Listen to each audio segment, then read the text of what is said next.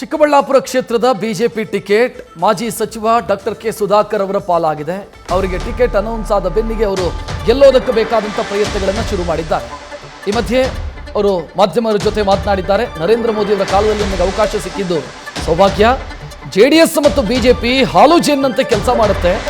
BJP ಮತ್ತು JDS ಯಾವತ್ತೂ ಕೂಡ ವೈರತ್ವ ಇಟ್ಟುಕೊಂಡಂತ ಪಕ್ಷಗಳಲ್ಲ ಅಂತ ಚಿಕ್ಕಬಳ್ಳಾಪುರ ಟಿಕೆಟ್ ಸಿಕ್ಕಿದ್ದಕ್ಕೆ ಡಾಕ್ಟರ್ ಕೆ ಸುಧಾಕರ್ ಸಂತಸ ವ್ಯಕ್ತಪಡಿಸಿದ್ದಾರೆ. ಎಲ್ಲರ ಸಹಕಾರದಿಂದ ಈ ಬಾರಿ ಸ್ಪರ್ಧೆ ಮಾಡ್ತಾ ಇದ್ದೀನಿ. ಕಾಂಗ್ರೆಸ್ ವಿರೋಧಿಸಿಯೇ ಜೆಡಿಎಸ್ ಹುಟ್ಟಿದ್ದು. ನಾವು ಕೂಡ ಕಾಂಗ್ರೆಸ್ ಅನ್ನೇ ವಿರೋಧಿಸಿ ರಾಜಕಾರಣ ಮಾಡುವರು. ಸೊ ಆ ಕಾರಣಕ್ಕಾಗಿ ನಮ್ಮಿಬ್ಬರ ಮಧ್ಯೆ ಯಾವುದೇ ರೀತಿ ಸಮಸ್ಯೆ ಇಲ್ಲ ಅಂತ ಬಿಜೆಪಿ ಜೆಡಿಎಸ್ ಮೈತ್ರಿಯ ಬಗ್ಗೆ ಅವರು ಮಾತನಾಡಿದ್ದಾರೆ.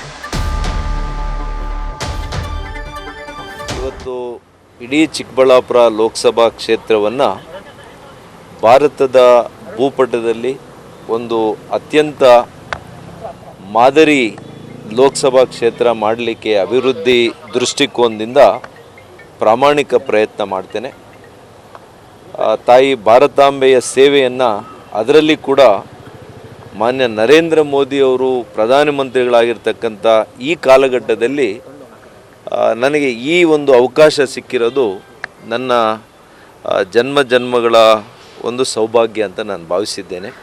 ಹಾಗಾಗಿ ನಾನು ನಮ್ಮ ಕ್ಷೇತ್ರದ 20 ಲಕ್ಷ ಜನ ಬಹುಶಃ ಮತದಾರರಿದ್ದಾರೆ. ಅವ್ರಿಗೆಲ್ಲರಿಗೂ ಕೂಡ ತಮ್ಮೆಲ್ಲರ ಮೂಲಕ ಮನವಿ ಮಾಡ್ತೇನೆ.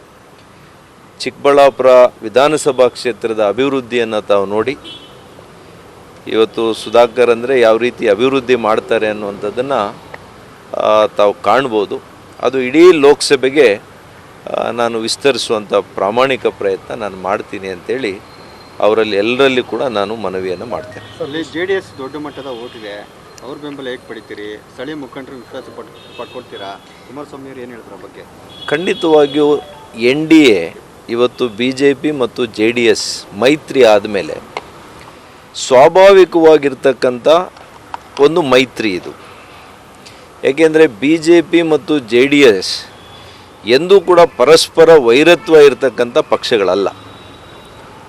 ಅದೇ ನೀವು JDS ಕಾಂಗ್ರೆಸ್ಸು, JDS ಉದಯ ಆಗಿದ್ದೇ ಕಾಂಗ್ರೆಸ್ನ ವಿರೋಧ ಮಾಡ್ಕೊಂಡು ಆ ಪಕ್ಷ ಉದಯ ಆಗಿರೋದು ನೀವು ಇತಿಹಾಸ ನೋಡಿದಾಗ.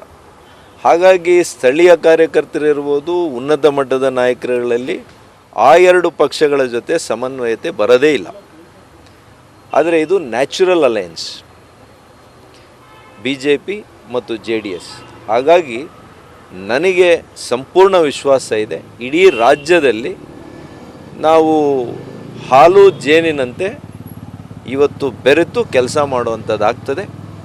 ಒಂದು ಭಾಳ ಒಳ್ಳೆಯ ಫಲಿತಾಂಶ ಕೂಡ ನಮ್ಮ ರಾಜ್ಯದ ಜನರು ತೀರ್ಮಾನ ಮಾಡ್ತಾ ಇದ್ದಾರೆ, ಮಾಡಿದ್ದಾರೆ. ಯಾಕೆಂದರೆ ಎಲ್ಲರೂ ಕೂಡ ಮತ್ತೆ ಮೋದಿಯವರನ್ನು ಪ್ರಧಾನಮಂತ್ರಿಗಳನ್ನಾಗಿ ಮಾಡಬೇಕು ಅನ್ನುವಂಥದ್ದೇ ಎಲ್ಲರ ಮನಸ್ಸಿನಲ್ಲೂ ಕೂಡ. ನ್ಯೂಸ್ ಫಸ್ಟ್ ನಿರ್ಭೀತಿಯಿಂದ ನಿಮ್ಮ ಪರವಾಗಿ.